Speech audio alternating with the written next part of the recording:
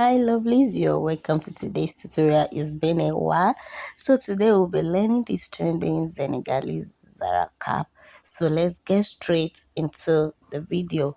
So for this design I make use of a shiny scuba. I use my wording, the thick wording, and my marco. So the first thing I'll be doing now is to show you my measurement. So I'll be starting with the main Zara cap. If you're familiar with Zara cap making, this will not be new to you. So for this, the stretchy side, I use 26 inches because it will be having a rope. If you not be putting a rope, just make use of a circumference plus 1 inch sewing allowance. So I have 26 inches here, and the length I have 16 inches. You can as well use 15 inches. You can use 16 inches, you can use 15 inches. So but here I make use of 16 inches. So that's what I have for the Zara cap, the measurement for the Zara cap. Then for the pleated design on it, I have my measurements. I have 3 inches by 30 inches, 3 by 30 inches, and I have this cut out in 7 pieces. If you want yours to be 6, you just make use of 6. If you want to be 5, any number of pleats you want, you cut it. But here I make use of 7, so I cut out 7 pieces of this. And for my marco, I have 20 inches as my marco. You can as well use 18 inches if that is what you have. So I have 3 inches, 20 by 3 inches for the marco. And for the wording I will be using for the pleated part, I have 1.5 by 28 inches. For the wording, I have 1.5 by 28 inches in 7 places. The same number with the steps that I cut. And here is my handle. This particular one, no constant measurement, just measure based on how long you want the handle to be. Then for this piece, I will stitch it. I'll fold it into two and stitch it from one end to the other.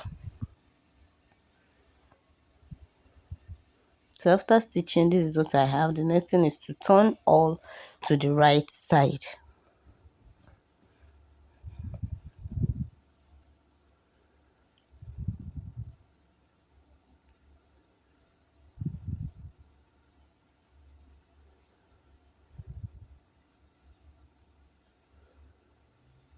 So here I've turned all to the right side. I've turned all these 7 pieces to the right side. So I will set this aside and work on my Zara cap base.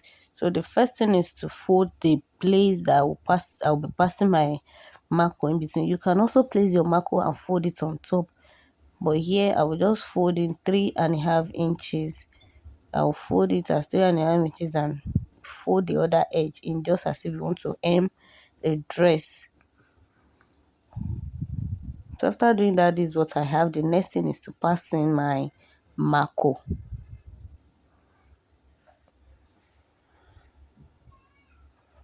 So here I'm done passing in my marco. I'll make sure that it's at the center. Then I will shift the fabric. If you have made Zara cap, you will understand this is a normal way of making a Zara cap base. And this is my handle. If you will not be putting handle in yours, you can skip this process. I'll just be placing handle on the two parts there. So after that, you fold your material into two, measure the hair circumference you want to use, and just stitch it down to this point. After stitching down, you pick your needle and thread, make a running stitch, and your Zara cap base is ready.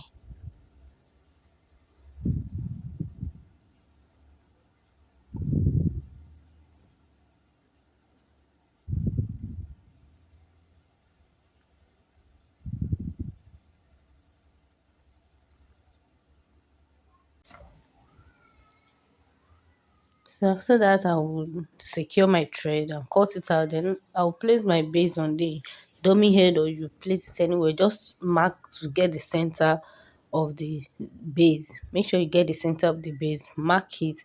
Then you start placing your pleats on it one after the other. So you pick one, you get the center, then you place it on the at the same point where you mark on the base. You place it there and glue it down straight to the back. Just make sure it falls at the center.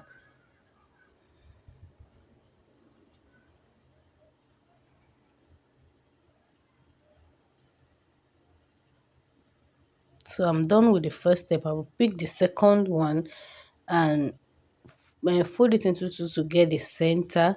Then once I get the center, I will place it on the same point I placed the first one. Both of them will be on each other at the center. Make sure both of them align at the center. Then once I fix it at the center, I will glue it to the first one. But the trick is that one side, the glue you will the second step will go upward. You apply your glue in such a way that you go upward while the second side will be coming down. One side will be moving upward while the second side will be moving downward, just like this. You glue it this way.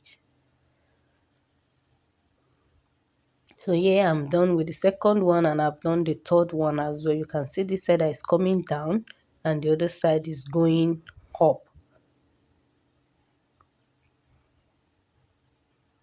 So repeat this till you finish the 7 or any number of pleats you want to use. So yeah, I'm done. So the next thing is to work with the handle. If you want to apply a rose at the back, the only thing is just to stitch the two sides together and place the rose at the back. But this time around, I want to be attaching handle to the two sides in a way that we tie it like as if it's daily.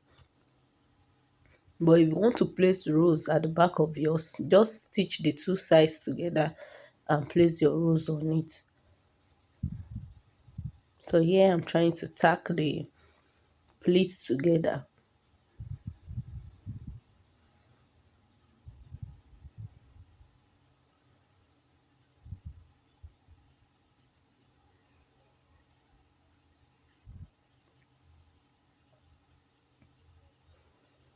So I'll repeat the same thing for the second side as well, just to secure the pleats together. Then after that, I'll bring out the handle for this part.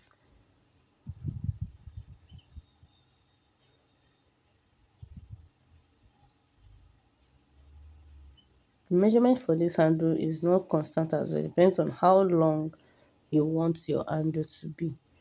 So you fix in the handle like this. Then you fold the edge inside, and after that you use your needle and thread to make an invisible stitch. You will stitch it in such a way that the thread will not be showing outside.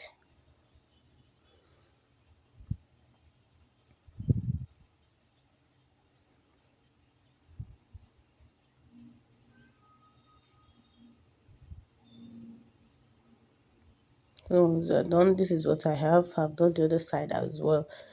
So here is how it's looking. So I'm trying to tie it to see the final look. You tie the base first, then you tie the pleats as well.